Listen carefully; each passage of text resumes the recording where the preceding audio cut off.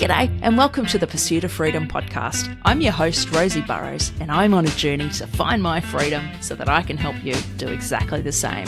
Join me each week as I share the stories of everyday people who've found their own paths to freedom. I'm not going to focus on job titles and accolades because I don't care about that stuff, and neither should you.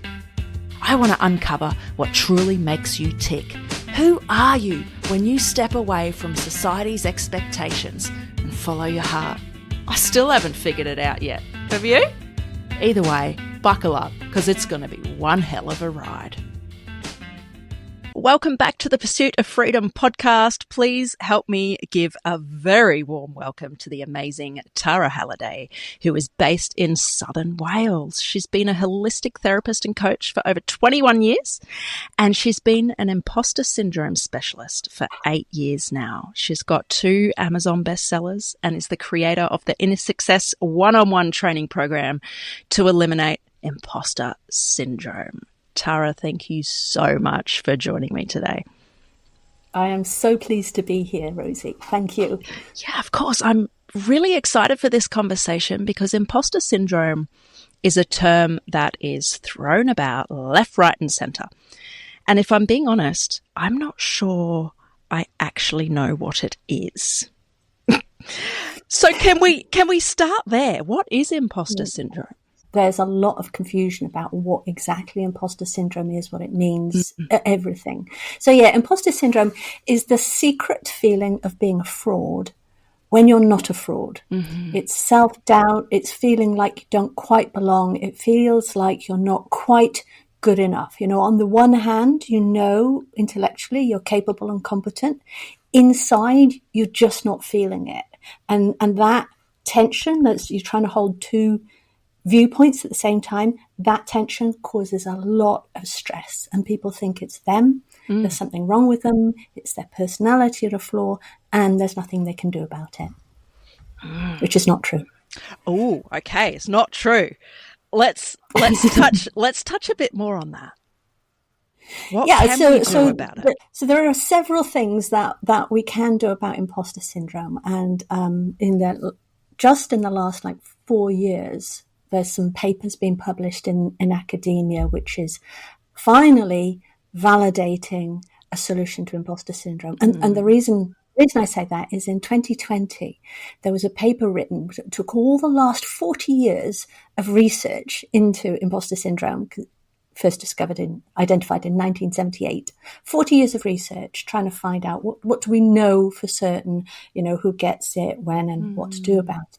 They said in 2020, there were no validated solutions to imposter syndrome published, which was stunning. Absolutely. I mean, and I work in the field, and when I came across the paper, I'm like, wow, I didn't appreciate that. So since then, there's a few been published. And so there's been online training, there's been coaching, and there's been some work in self-compassion. And all of those get between 20 and 30% improvement, which is good, which is great. It helps calm this stressful down. The work I do addresses the root cause of imposter syndrome, and then we get a 67% improvement in symptoms. We basically eliminate imposter syndrome. 67% improvement. Wow. It's very exciting. Yeah, so scale of, in scale of 1 to 10, right, how stressful is imposter syndrome? The average of 8.3 goes down to 2.8. Wow, when you put it like that, yeah. Wow. Yeah, it's very exciting. Yeah, so you mentioned your sort of approach addresses the root cause of imposter syndrome. Yeah. So what is the root cause? The root cause of imposter syndrome was actually identified back in the 1950s. Okay. But back in the 1950s, people didn't think they could change their brain. Right? Yeah, they thought the idea at the time was the brain was fixed. Once you're an adult, you can't change it. There's nothing you can do. You just have to live with it, which was quite depressing, I'd imagine. So what they're talking about is an unconscious belief that it's something we hold to be true, but we're not really aware of it because it's so pervasive in our society. And the belief is that our worth as a person can change. It's variable and it depends on what we do. If we do something good, we are good. If we do something bad, we are bad. So what it is we've put together, we've glued together who we are as a person with our actions. And that is the cause of what they identified in the 1950s as the root cause of all human suffering. That's how big it is. Yeah. And it turns out that it's the root cause of imposter syndrome as well, in that the symptoms of imposter syndrome match exactly the symptoms of this variable worth or conditional worth. That is so powerful when you frame it like that. So are you saying that our self-worth isn't tied to our actions? Is that what that means? That's exactly it. That is... What? I've been doing it wrong. That's the freedom right there. And this is what we say. So some of the symptoms of imposter syndrome we see are things like the self-doubt, the comparing to others, procrastinating, perfectionism, over-preparing, a whole host of other things, all driven by this feeling that we're not quite good enough and we might be found out. When we address the root cause, then the driver for all those symptoms goes away. And so instead, and you literally forget to doubt yourself. Right? An opportunity comes along and you don't go, oh, who am I to be offered this and accept this or talk to this human being? And what you have instead is, oh, that's interesting. So you're adventurous. Your natural human curiosity, your natural compassion for other people blossoms when you change to really believing and knowing that your worth is unconditional. And the thing is, when we're born, right, a baby is an absolute miracle, right? They don't have to do anything to be worth caring for and loving for. They just are. And the truth of human existence is that from that day to right now, nothing's changed. We're as worthy of love and care and affection as we were when an absolute brand new baby. So what has happened between when we were born and then when we were adults? Yeah, that is a great question. So a lot of people, particularly when we talk about imposter syndrome, they think, well, it must have been something must have caused it, right? Maybe it was my parents, but my parents weren't terrible. Maybe it was my school teacher. Well, there doesn't seem to be like a big trauma that causes it. And that's absolutely right. So what happens is when a baby's born, its brain hasn't got a framework to identify everything, right? It can't say that's a cat, that's a lamp, because it doesn't have that model yet. So as the child grows, it creates a model. Round about the age of 2, the child starts to recognize their self, right? Their self. They start to identify that they are separate from these other people. They're separate from the table, from the dog. They get yes, and so that is the point at which we're separating out and refining the concept ourselves. At that point would have been the ideal time to learn that our worth is not our actions. What we get it's missed. It's a missed step that now there are a few people, 0.005% very small amount of people that do get taught that their worth is unconditional and that it doesn't depend on what they do. And for those people, they do get that natural separation of my worth and my actions. But for the rest of us, because it's so pervasive in society, we go, what do you want to be when you grow up? Not what you want to do, right? So our doing and being are not separated in just messages absolutely every single day. So am I right in saying it's a combination of we're never explicitly taught the difference, and then also there's the social conditioning on top of that? Is that the mix there? That's it. Yeah. So the way that the brain learns is it's as we get to adulthood, or as we grow to adulthood, we're continually to refining this model of the world. What's real, and so we're updating it. And the more proof we get that one concept is true, the more it kind of gets locked in. The more true it seems to us, the more inherent. That's why imposter syndrome feels like it's who we are, feels like it's our personality, because we've got these layers and layers of proof. So one of the things I do in the one-to-one work is dismantle that proof, and then we can change the belief that underlies it. So there's a very systematic, scientific way to dismantle that proof and set us free. It makes sense, because once we believe something, we then look for things to confirm that. So it's just this vicious cycle. It makes a lot of sense. Would you be able to give us an example of how we break away from that? Yeah, so it'll go a bit deep into neuroscience, if that's Let's okay. do it, yeah. All right, so the things that trigger us, this is why imposter syndrome is a problem, because it triggers us, fight, flight, and freeze. The things that trigger us are stored, if you like, in a part of the brain called the amygdala, the fear center of the brain. And it basically has this list of potential threats. Right? And it's supposed to be there. It's survival mechanism. It's so that we jump out of the way of a moving car, we duck when there's a ball coming towards our heads, stuff like that. It acts before we can think. And the conditional worth is one of those in there. So it triggers the nervous system. So what we need to do is unwind that belief. So the memory is stored. It's stored as the facts and the emotion that goes with it. So what we do is we take a step-by-step approach. We pick one very specific instant, say the time that driver last week stole my parking space, right? And then you got emotional reaction to it. Yeah, exactly. Yeah. So what we do is we take that one instance, and then we walk through a series of steps that are designed to release a particular neurochemical in the brain called acetylcholine. And when that neurochemical is released, that combination of memory or fact and emotion is able to change.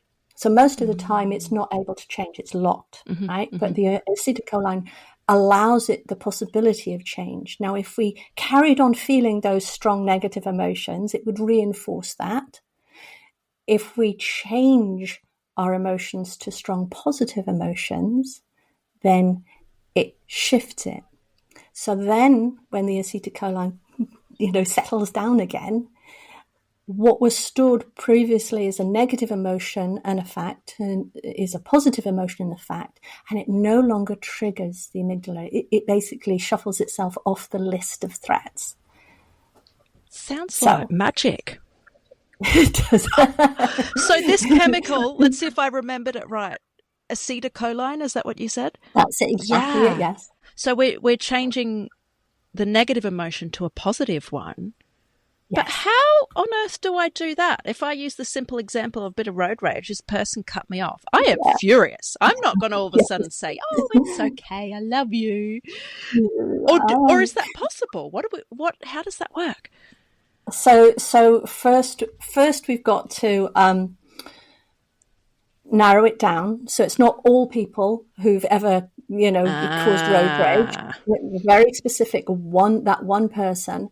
And then we start to understand. So there's a framework where we can look at people and the ways that they behave from the viewpoint of conditional worth. That people who behave in unhelpful, unproductive, inelegant, ugly ways, hurtful ways, right? Because they're trying to avoid the pain of conditional worth. So that person would have a reason for what they've done. And then it's kind of a letting go process. It's like, actually, from their point of view, maybe they didn't see you. Maybe they're in a tearing hurry. Maybe they've just had an argument with somebody and they feel entitled to claim some sort of power back, or, feel better about themselves, something like that. So understand that if they've done something like that, it's because there's something really stressful going on for them. Right. There's an antecedent right? And there. then, yeah. And then what you can do is, okay, if that's going on for you, well, that's I'm sorry for you in that. And it's pretty sad that the only way you feel that, the only way you have to cope with this is to steal my parking space. And and understanding that if they knew a better way to do it, then they would have done it better, a kinder, gentler, better, happier way to do it, they would have done it. And that kind of lets go. You can and then when you have the compassion for the other person, how sad that's the best they've got. How sad for them. What was their life like? They must be, pretty stressed all the time. Then you can start to have that positive emotion for them. And that's where it comes out. So it's really, putting yourself in the other person's shoes, understanding why they're doing it, and having that empathy for them. That leads to compassion. And you go, okay, all right. Yeah. It doesn't mean what they did was fine. I was going to ask that. Yeah. Yeah. So it's not letting them off. It's not being a doormat. It's not letting people walk all over you. In fact, when you do go through this process, and you basically do this letting go on a number of different scenarios, between 15 and 30 of them, wow. is what will change. So it is work, yes. So that will change. I know, right? It's not magic. It's systematic brain engineering, if you like, yeah. But if you do those, then you find that it's actually easier for you to impose consequences without being angry. Right? So it's like, it's like you're speeding and you get pulled over and you get given a parking ticket, right?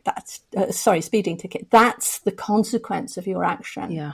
Right. The officer giving you the parking ticket doesn't have to be angry at you or disappointed at you or anything like that. It's just calmly know that's the consequence of what you've done.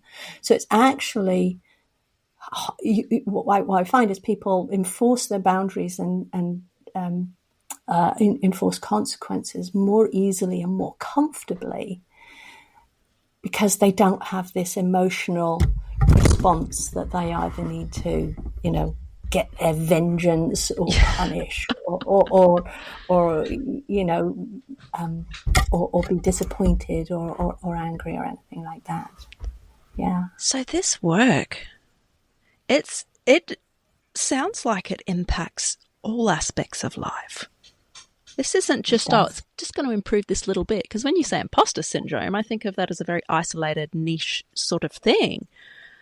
But I'm learning as you talk, it's tied to conditional worth and that we think our actions are tied to our self-worth, and it's all very complex.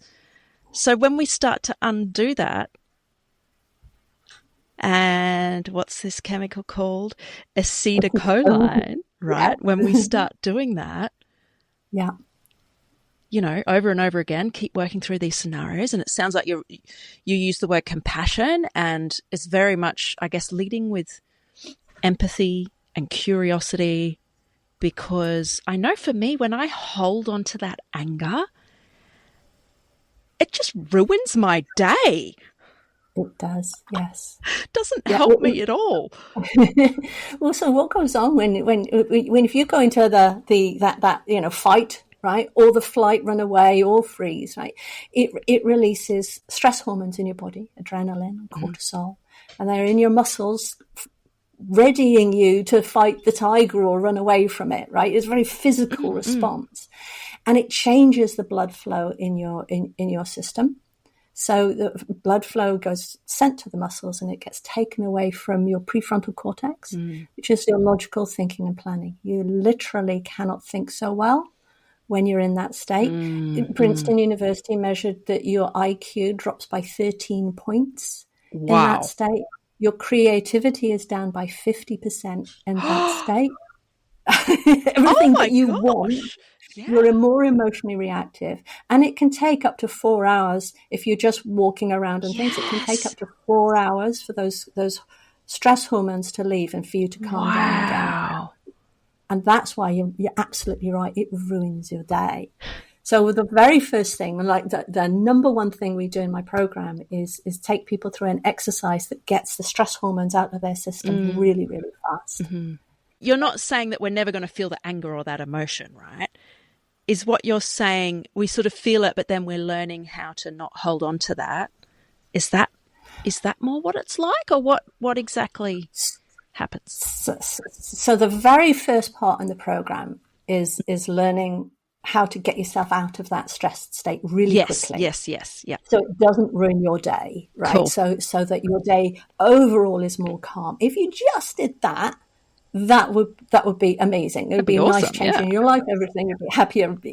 Yeah. So you'd have this, you'd be chill a lot of the time because, you get over the triggered parts sooner.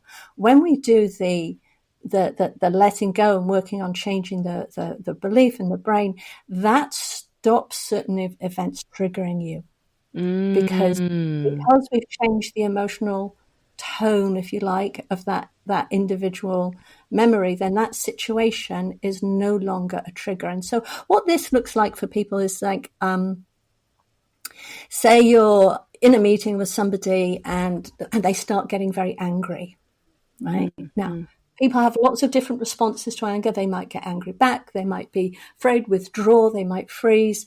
But that's all the triggered responses. When you go through this process and develop unconditional worth and somebody's getting angry, it doesn't trigger you. And you start looking at them going, something's going on for them.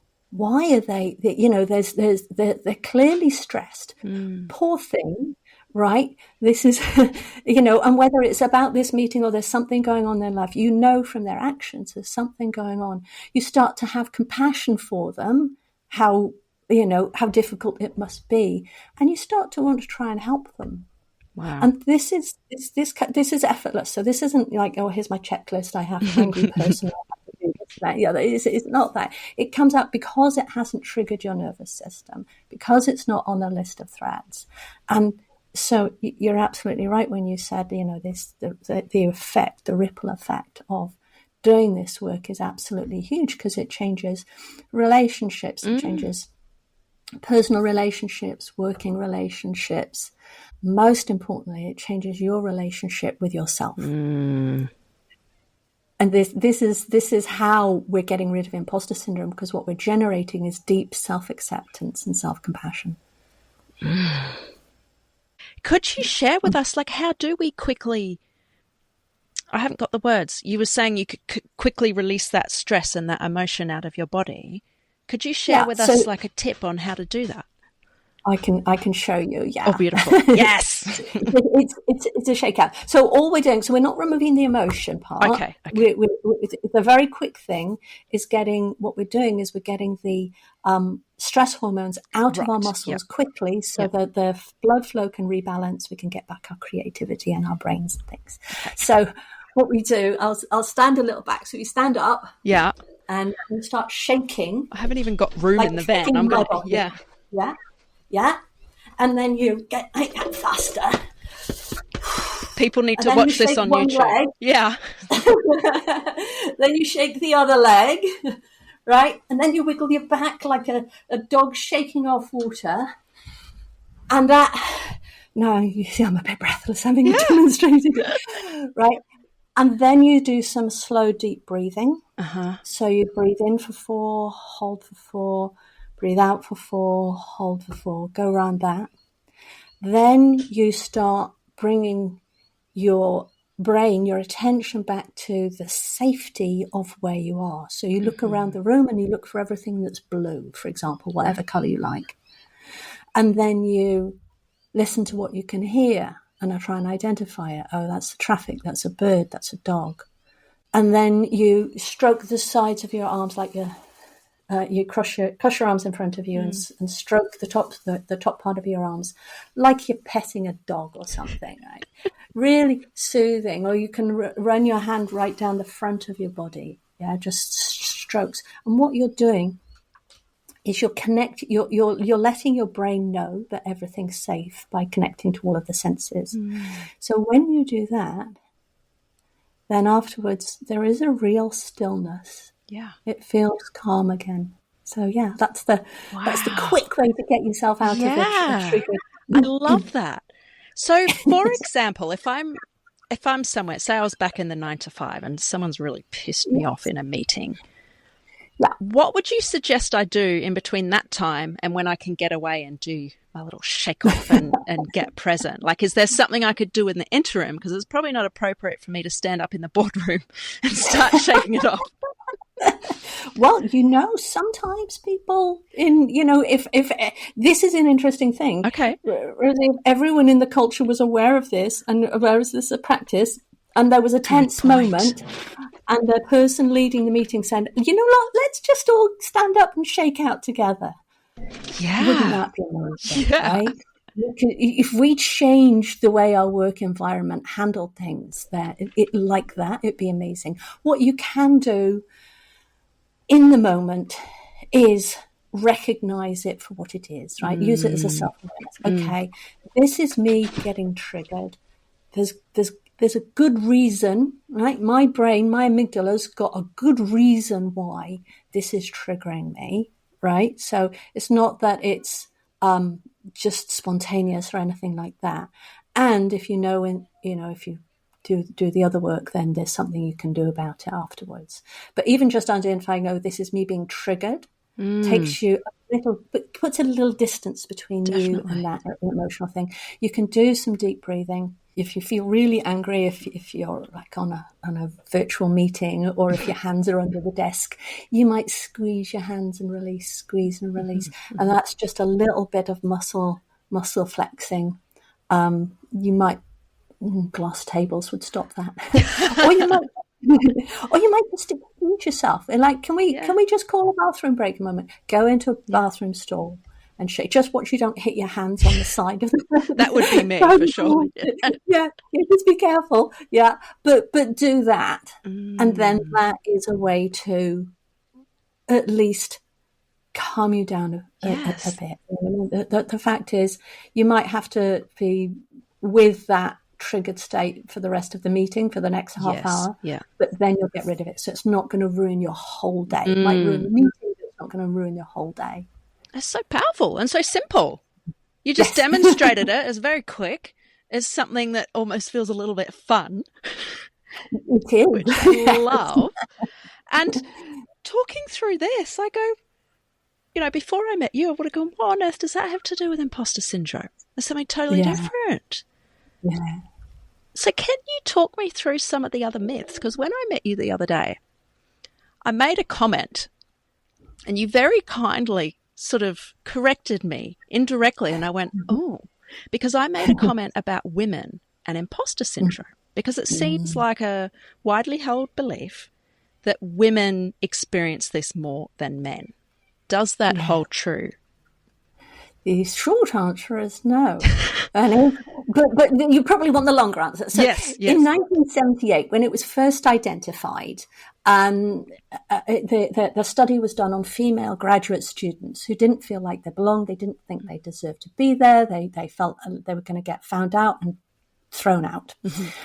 For about 12 to 15 years after that, further studies kind of confirmed this, that women got it more than men. And in the mid-90s, there was some work done where they changed the survey just a little bit, and the survey was absolutely confidential, 100% anonymous. And under those conditions, the numbers came out men and women equal. So what's going on is that these studies that have found that women get it more than men are actually capturing a cultural trend, which is a global cultural trend, where men are not allowed or unwilling, probably a combination of the both, to expose what they consider to be a personal flaw or personal weakness. And so it's completely apart from imposter syndrome. So when we go back to when we developed that sense of conditional worth, you see there's no gender at 2 years old. There's no gender in terms of worth, actions and worth as well. So that reinforces it as well. And, it's a big deal as well. Over 70% of people, high achievers particularly, experience imposter syndrome at some point in their career. This is amazing. You're just breaking down that stereotype about men and women. And I think it's important to have these discussions. It really is, because, if women think that it's something to do with being a woman, it reinforces the idea that there's something fundamentally wrong with being a woman. It's fundamentally so. And I have heard one a person in quite an influential setting quote some research, and the researchers were just speculating. They'd got this disparity to men and women, and they said, well, maybe it's because women have less testosterone, and testosterone gives you a bit more confidence, right? That's dangerous, speculating like that. Yeah, it really is. So well, the researchers, they often speculate in their papers. They say, we think, well, it might be this, it might be this. They're throwing up some ideas for future research.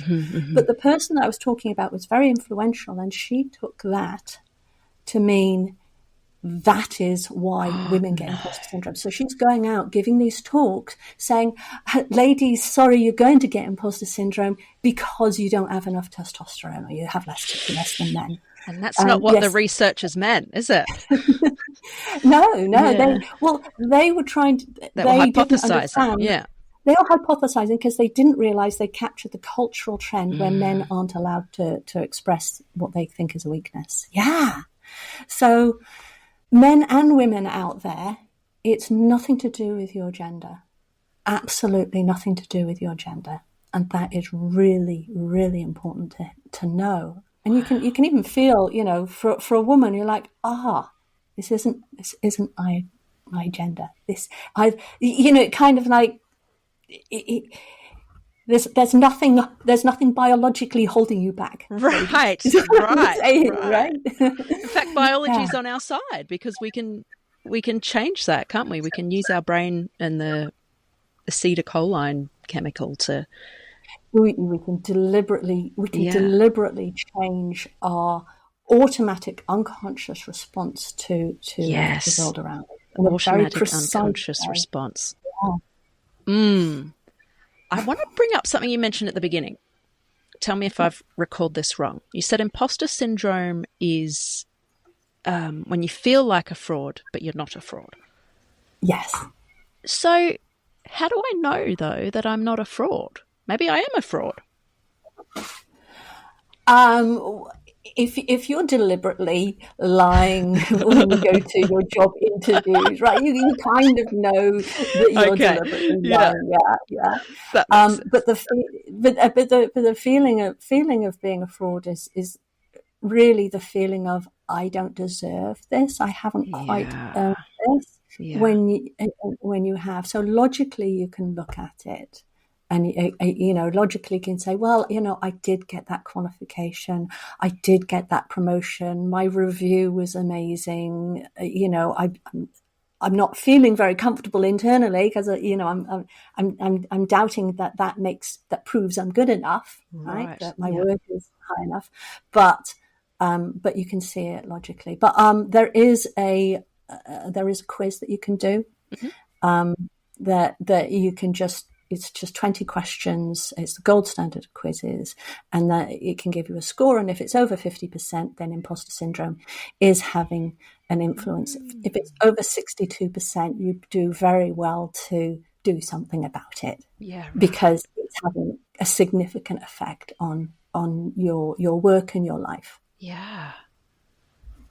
I have a feeling there's going to be some people listening who are going, this is interesting, but I don't suffer from imposter syndrome.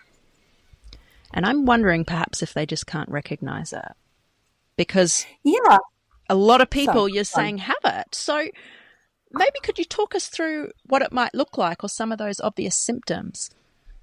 yeah, so there are three groups of symptoms. There's the imposter syndrome thinking, there's the physiological stress response, and there's the coping behaviours, the automatic behaviours that it generates, it causes us to do. So the imposter syndrome thoughts are things like self-doubt, self-criticism, overthinking, ruminating, feeling like you're not quite good enough, like you're good enough but you're not quite, you never feels like you're quite good enough, feeling like you've just got lucky, feeling like it was an accident that you got hired, so now you're stuck in your job because you can't leave your job because nobody else is going to hire you at that level again, right? So that's the kind of impact that it has, and it's very very distracting. You've got this nagging voice that says, who are you to do that? Yes. So that's the imposter syndrome thoughts. That then triggers the brain in terms of there's danger, right? Back to the unconscious part, right? It's like, this is dangerous. So your body goes into fight, flight, and freeze. And we've talked about how disruptive that is. It creates anxiety, overwhelm. It affects people's sleep, and it creates a lot of tension. So they might notice that more. And then when we come to the behaviors, there are two types of behaviors. One is, I don't feel I'm not quite good enough. I feel like I'm not quite good enough, so I'm going to hide a little. So you might avoid opportunities, like turn down promotions, go sideways instead of upwards in your career path. You might hide your opinions, not speak up quite enough. You might keep things a secret. So you keep things a secret, don't tell anyone. So those are kind of like hiding behaviors. And then you've got striving behaviors. Like you're feeling like I'm not quite good enough, so I'll try and make myself better. So that's perfectionism, over-preparing, comparing yourself to others, feeling like if I just get one more qualification, I'll finally feel good enough about myself.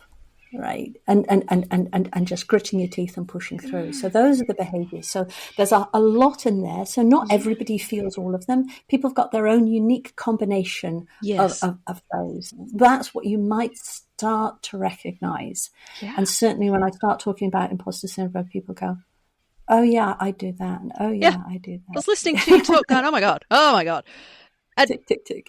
Yeah. Is it safe to say most people at one stage or another have experienced imposter syndrome? Yeah, 70%. Yeah. That's more. That's a lot. Yeah. It's a lot. 70, and some are now saying 82%. You know, the world socially is starting to change, and it is slowly becoming more acceptable for men to express their discomfort in any way, and which certainly wasn't the case many years ago. So it is slowly changing. So I think we'll start to see those numbers creep up. Right. More of the studies capture men's response fully. Yeah, that makes sense. So if we have somebody in our lives who is experiencing imposter syndrome, what could we do to help support them? Is there anything we can do? Yeah, and the key word there is support. One of the triggers for imposter syndrome, because it kind of comes and goes in waves, right? And one of the triggers can be a combination of high challenge and low support. So the more support you can give somebody in your life, the better they are, or even just help them get support or help them secure support from someone else. That's a very, very simple thing you can do. One thing that's really helpful is to educate them. Right? Let them know, because they may be unaware that this is actually imposter syndrome. So I'd recommend my book, Outsmart Imposter Syndrome. That was published last year, and you can buy it all over the world. That can be helpful. So I've been at book signings and someone's picked it up for their son or daughter or partner, and so just understanding that this isn't you can be really powerful. So there's really three things that you can help people with. It's not you. You're not alone, right? This isn't It's not that there's something wrong with you, and there is something you can do about it. And that gives hope. Oh, that is really helpful. Those 3 things you said, 3 things you can do. It's not you. There's nothing wrong with you. You're not alone. And there's something you can do about it. Yeah. It does give that feeling of hope. I don't know if you can hear the birds squawking in the background. Yeah. This is what happens when you record in a van and you're parked near a beach. Welcome to Australia. Love it. I don't think they're experiencing imposter syndrome. They sound free and very happy. But that is really powerful. And I encourage listeners, share this episode with somebody who you think could get value from it. And I think that's going to be most people. Because Tara, you said, 70% of us experience imposter syndrome, and some studies estimate it to be higher than that. And it's probably going to get higher as people become more comfortable, especially men, in sharing that. And what was the name of your book again? Outsmarting Imposter Syndrome? Was that? Outsmart Imposter Syndrome. Outsmart Imposter Syndrome. I'll put a link to that in the description, because this... It feels like it's bigger than imposter syndrome. It is imposter syndrome, but it feels bigger because I didn't realize how big and all-encompassing it is. So I'm curious, are there any other myths that come to mind about imposter syndrome? We've covered a few of them, but are there any others? Yeah, the myths I hear are from, influencers who are saying, "Oh, this is my take on imposter syndrome," and so that's really interesting. One of the myths is it's a beginner's issue. Because it was originally done on graduate students. A lot of the research, 60% of the research, has been done on students rather than older people. And there's this kind of idea of it's about learning. It's about when you're a beginner, then it's uncomfortable, and that must be imposter syndrome. Right. Well, the fact is that it might be, but it might not. And so if it's a beginner's issue, then people will go, well, if I just grit my teeth, push through it, work through it, then when I get more experience or when I get more promotions, there'll come a point where I'm not going to feel this anymore. So, people go through their 20s and they think, well, I just need to work this out, work through it. That sounds familiar. Yeah. And then you get to your 30s and it hasn't gone away, but you think, okay, I'm just going to grit my teeth now and push through it. And then when people get to their 40s, they see that it's been this repeating pattern. Yeah. And particularly in high achievers, their job hasn't proved, their seniority hasn't proved to them that it hasn't changed that feeling of being not quite good enough.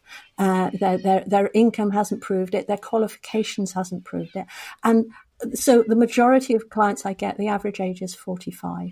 Right. Because that's the point which they finally realize this is a pattern and it's not going away. And so that then and it's having this big negative impact in my career. I mean, you just imagine if you take somebody who's in their mid-20s and they've got this like high trajectory in terms of where their career is going to go, and you delay each promotion only by 2 years, right?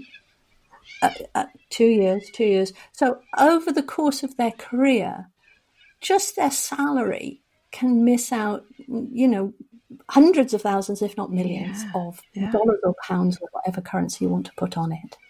And so, if nothing else, there's this emotional stress, it's uncomfortable, it affects your productivity, your focus, your relationships, all of it. If we just looked at finances, it's a big deal. Yeah. So it's not a beginner's issue. The sooner we really put that one to rest, the sooner I think people will start to address it. Another myth is that it's not real. Yes, so, I have heard this in social media. And yes, I'd love your thoughts on that. It's not real. Well, the reason is because of the word syndrome, right? In the medical world, syndrome is a very specific term. Yeah. And it's one of these things that in the general population, it's not. And so imposter syndrome was originally identified as imposter phenomenon. And I think that's just too many syllables. And syndrome was catchier, and I really haven't got to where that change was made. But so it's not a medical syndrome. Right? It doesn't need a psychotherapist. It doesn't need a diagnosis. It doesn't need medication. And for that reason, people will say, well, it's not a thing because it's not an actual syndrome. And they're absolutely right. It's not a syndrome. But the experience of imposter syndrome is very, very real. Yes. And that's why you get these statements like that. This is huge. I need to listen back to this episode because it's just fascinating to me. If people spent the time, you spoke about conditional self-worth, and we want to move towards unconditional self-worth. Yeah. If everybody started doing that work, oh my goodness. Yes. Wow. The ripple effect is absolutely huge. It's one of the reasons I enjoy working with high achievers and executives, because they have a huge ripple effect influence in their company. Yeah. Just modeling behaviors, changing the way they're interacting with people, that in a way that allows them to be the very best of who they already are. Their leadership naturally improves. Their emotional intelligence, I measure emotional intelligence before and afterwards, and their emotional intelligence goes up significantly as well. I mean, it's huge. Wow. And so not only do you have somebody who's influenced the company culture, so the company culture is then more inclusive. It's more about belonging. It's more about respecting other people, treating other people as if they, that they have unconditional worth, having more care and attention for people. So all of that influences the culture, but they're also a role model of how to behave, because toxic environments, if we go into toxic work environments, it is said that a toxic behavior is what is allowed.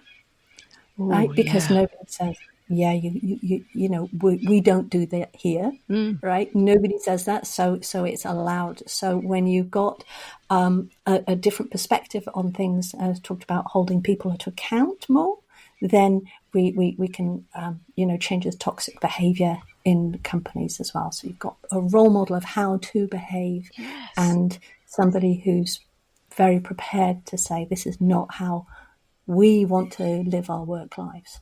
Yeah, it's applicable in the work environment, the home environment as parents, or if you're a couple with no children, both, I guess, personal leadership for yourself and how you carry yourself in the community. It fills me with hope. This is really exciting, and it's quite achievable to achieve those improvements. You said your work is showing a 67% improvement. And on a 10-point scale, did you say it was from 8 down 8.3. 8.3 down to 2.8. 8.3 down to 2.8. My hand is up. Yes, please. Yes, please. Amazing. Yeah. Wow. Now, Tara, I want to end with a question that I ask everybody on this podcast. It's called the pursuit of freedom. So it's a pretty obvious question, but I want to know, what does freedom mean to you? Freedom means, to me, the ability to choose. It's the freedom to choose, to make choices. And, some of that comes from, society giving us the freedoms, but also we generate it internally, right? So if we're not holding ourselves back, if we're not saying, I can't do that, then we have freedom to really do whatever we want without working against this block. Yeah. Yeah, we do have a lot of control over that. And a lot of what we've discussed about imposter syndrome helps us work towards that freedom. Yes. Gosh, Tara, thank you. I'm trying to pull out some of the key things I've learned. I guess I'm going to go back to what you said and how we can support people who are experiencing imposter syndrome. Very simple. 3 things. Make sure they know it's not you. There's nothing wrong with you. Number two, you're not alone. I'm going through it as well, because chances are you are. Yeah. Yes. And the third one, there's something you can do about it. And what you shared with us, I don't know if you have a specific name for this technique, but I'm going to call it embracing your inner Taylor Swift and shaking it off.